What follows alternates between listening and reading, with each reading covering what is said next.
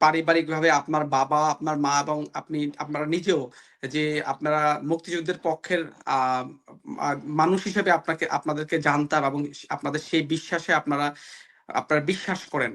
তো হঠাৎ কি হলো যে আপনি আ কিভাবে প্রভাবিত হয়ে এই যে গত জুলাই আগস্ট আন্দোলনে যুক্ত হলেন? বা যুক্ত হলেন আমি ১ম যে প্রশ্নটি করব সেটি আমি যুক্ত হওয়ার প্রেক্ষাপটে আসবো।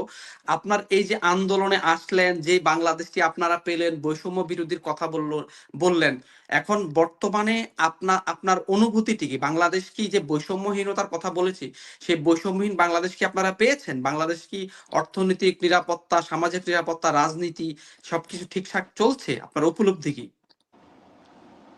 অ্যাকচুয়ালি হচ্ছে আমি মূলত একজন বাংলাদেশ ছাত্রলীগের খুদে কর্মী।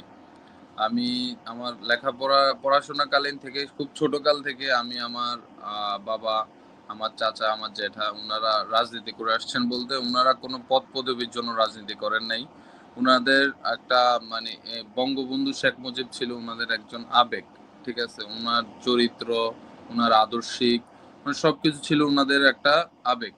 যার কারণে আমার দেখে খুব ভাল লাগতো যে আমার বাবা চাচারা কেন এই মানুষটা কে, যে এই মানুষের জন্য আমার বাবা চাচারা এমন করতেছে, নিজের পকেটের টাকা কষ্টের পরিশ্রমের টাকা কেন খরচ করতেছে এই দলের পিছনে।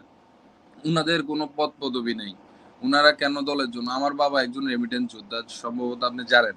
আহ আমার অবশ্যই। বাবা আমার বাবা যখন ছুটির থেকে বাড়িতে যাইতো, আমরা মেবি লাস্ট 2018 নির্বাচনের সময় দেশে ছিল।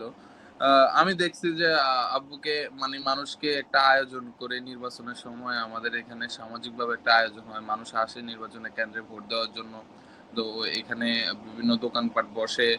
তো আমার বাবা অনেক টাকা অনেক মানুষকে অনেকভাবে মানে ওনাদেরকে আপ্যায়ন করছে। তো এই জিনিসগুলো আমার ভাল লাগতো খুব ছোট থেকেই। আমার জ্যাঠারা আছেন।